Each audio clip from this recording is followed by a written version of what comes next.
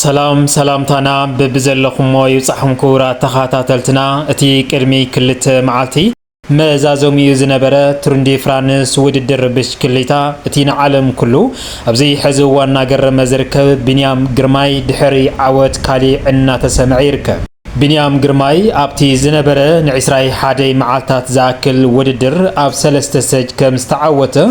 ኣብ 16 ስተጅደማ ከቢድ ዝኾነ መጉዳእቲ በጽሕዎ ከም ዝነበረ ዝፍለጥ እዩ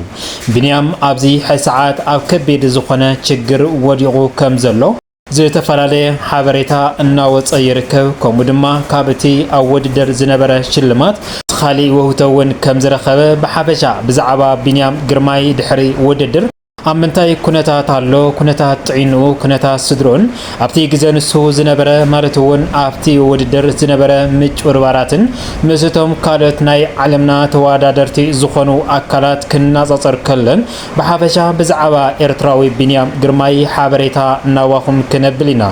ነዚ መደብናዚ ሓድሽ ዝኾንኩም ንቻነልና ሳብስክራይብ ናወልኩም አባላትና ድማ ላይክ ሼር ናወልኩም መደብና ንምክትታል ሓቢርኩም ናጽንሑ ዓለም ዘደነቀ ናይ ቢንያም ግርማይ ታሪኽ ነዚ ዝኣምን ማንም ኣይነበረን ማለትውን ኣብ ታሪኽ ስፖርት ብሽክሊት ዓለም ሕጊ ውድድር ብምሉእ ዝቀየረ ን100 ዓመታት ዝጸንሐ ናይ ኣውሮፓን ላዕለዋይነት ኣብ ሓደ ጽባሕ ዘፍረሰ ሓደ ፍሉይ ፍጻመ ኣሎ ማንም ዘይተጸበዮ ታሪኽ ብሽክሊታ ዓለም ንዘለዓለም ዝቀየረ ታሪኽ እዩ ኣብዚ ናይ ሎሚ መበል 21 ስተጅ ዝተኻየደ ዝተዛዘመ ማለት እዩ ኣብቲ ኣብ ፓሪስ ዝተኻየደ ውድድር ኤርትራዊ ጅግና ቢንያም ግርማይ ኣብ ቱር ደ ፍራንስ ዘመዝገቦ ታሪኻዊ ዓመት ጥራይ ኣይነበረን ንመላእ ዓለም ዘንቀጥቀጠ ንኤውሮጳውያን ዘስደመመ ንኣፍሪካውያን ድማ ኩርዓት ዝሕበነ ከም ዝነበረ ዝፍለጥ እዩ ናይ 21 ክፍለ ዘመን ዓብዪ ታሪኽ ተባሂሉውን ተመዝጊቡ ኣሎ ኣብ ቱር ደ ፍራንስ ንምስዓር ናይ ዓለም ቡልጻት ብሽክሌተኛታት ንዓመት ይዳለው ሚሊዮናት ዶላራት ይውክሉ ዘመናዊ ቴክኖሎጂ ይጥቀሙ ነገር ግን ካብ ገደናታት አስመራ ዝተበገሰ ሓደ መንእሰይ ነዚ ኩሉ ናይ ቢሊዮናት ዶላራት ኢንዱስትሪ ኣብ ቅድሚ ዓይኖም ፋሕ ጭራሕ ኣበለው ቢንያም ግርማይ ናብዚ ብቕዓት እዚ ክበጽሕ ከሎ በቀሊሉ ኣይነበረን ኣብቲ ዝለዓለ ናይ ብሽክሊታ ውድድር ዓለም ወርልድ ቱር ከኣት ከሎ ብዙሓት አፍሪካዊ ኣብ ስፕሪንት ማለትውን ክዕወቱ ኣይክእልን እዩ ኢሎም ይኣምኑ ነይሮም ምኽንያት ስፕሪንት ብጣዕሚ ሓደገኛ ፍጥነትን ሓይልን ዝሓትትን ናይ ኤውሮጳውያን ፍሉይ መድረኽ ስለ ዝነበረ ነገር ግን ስቴጅ 3 ኣብጽሕና እቲ መወዳእታ መስመር ሂደት ሜትራት ጥራይ እዩ ርሒቑ ዘሎ ቢንያም ግርማይ ምስቶም ኣብ ዓለም ዘለው ናይ ፍጥነት ኣጋንንቲ ጎኒ ንጎኑ ይስፕሪንት ኣሎ ሳልሳይ ካልኣይ ቀዳማይ ቢንያም ብቀዳማይ ኮይኑ መስመር ዝሰገረ እንትኸውን ዓለም እውን ኣብቲ ግዜ ንሱ ተገሪማ ዓለም ተገረመት ሓደ ኤርትራዊ ንመጀመርያ ግዜ ኣብ ቱር ደ ፍራንስ መድረኽ ተዓወተ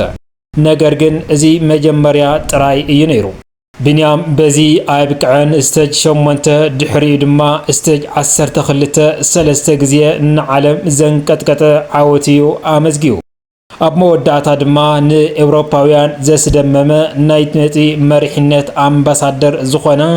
ሓደራ ፍሬንች ግሪን ጅርሲ ብምውሳድ ኣብ 111 ዓመታት ታሪኽ ቱር ደ ፍራንስ ቀዳማይ ጸሊም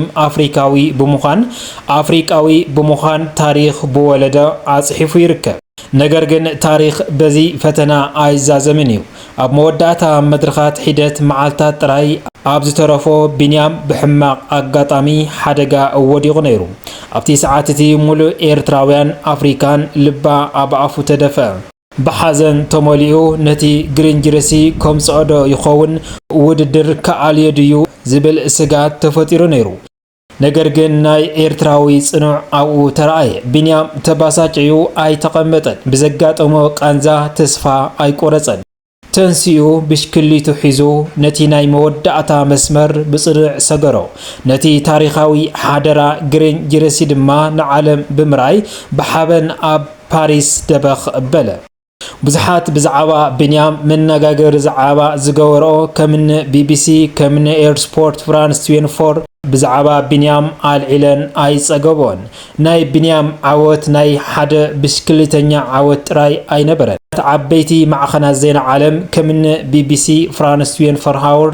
ኤር ስፖርት ብዛዕባ ቢንያም ግርማይ ክዛረባ እየን ውዒለን ኣብ መላእ ዓለም ዘለው ኤርትራውያን ንገደናታት ብባንዴራ ኤርትራ ኣደሚሞሞ ቢንያም ንኣሽቱ ቆልዑ ኣፍሪካ እወ ንሕና እውን ክንዕወት ንዓለም ክንነቕነቕ ክንኽእል ኢና ዝብል ዓብይ ተስፋን ሕልሚን ዘደነቐ ጅግና ኮይኑ ንብዙሕ ሰብ ድማ ሕጉሱ ከም ዝነበረ ዝፍለጥ እዩ። ቢንያም ግርማይ ኣብዚ ሕዚ እዋን ናይ ሓደ ሃገር ጥራሕ ዘይኮነስ ናይ መላእ ዓለም ናይ ብሽክሌታ ኣደናይ ኮይኑ ኣሎ። ባርከስ ብዛዕባ ቢንያም ማለት እውን ካብ እቲ ፈለማ ናይ ስቴጅ ውድድር ዝነበረ እስካብ እቲ ናይ መወዳእታ መበል 21 ስቴጅ ጽቡቕ ነጥብታትን ብዙሕ ፈተናታትን እናሰገረ መጽኡ ከም ዝፍለጥ ቅድሚ 2 መዓልቲ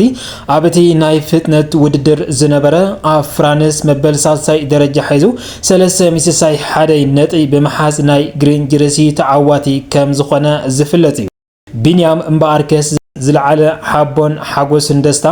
ኣብ ኣፍሪቃን ብፍላይ ድማ ኣብ ኤርትራ ዝዕለበ ፍሉይ ታሪክ ኣመዝጊቡ እዩ። እምበኣርከስ ብዛዕባ ቢንያም ብዙሕ ሰብ እናተባህለ ይርከብ። ኣብዚ ሕዚ እዋን ፈለማ ኣብቲ ስቴጅ መድረኽ ዝረኸቦም ሽልማታት እስካብ ሕዚ ናብ ኢዱ ከም ዘይበፅሐ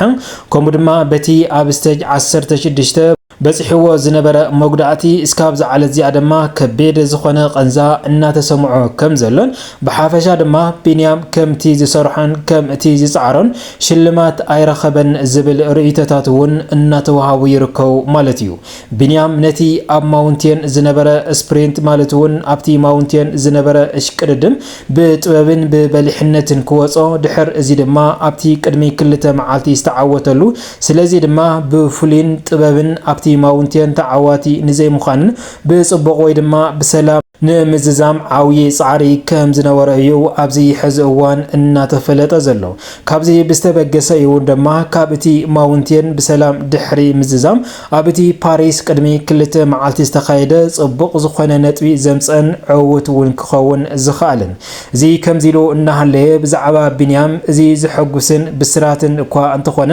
ቢንያም በቲ ኣብ 16 ስቴጅ ዝበፅሖ ጉዳት ግን እስካብ ዝዓለት እዚኣ ከም ዘይሓወየን ከቢድ ጉዳትን እውን በፂሕዎ ከም ዘለን ካብ እቲ ኣብዚ ቀጻሊ ዝመጽእ ውድድር እውን ናይ ምስታፉ ዕድል ኣብ ሕቶ ምልክት ወዲቑ ዝርከበሉ ኩነታት እዩ ዘሎ። ቢንያም ከም ዝሰርሖ ኣይተኸፈለን ዝተባሃለ እውን ኣብ እቶም ሕድሕድ ዝተሸለመሎም ስቴጅ እስካብ ዝዓለ እዚኣ እቲ ንዕኡ ዝተባሃለ ሽልማት ወይ እውን ውህቶ ኣብ ኢዱ ከም ዘይኣተወ ነገር ግን ድማ ብማዕኸናት ዜና ሽልማትን ካሊእ ውህቶን እናተባሃለ ዝዝረብ ዘሎ ቢንያም እስካብ ዝዓለ እዚኣ ከም ዘይረኸበ እዩ ሓበሬታ እናወፀ ዘሎ።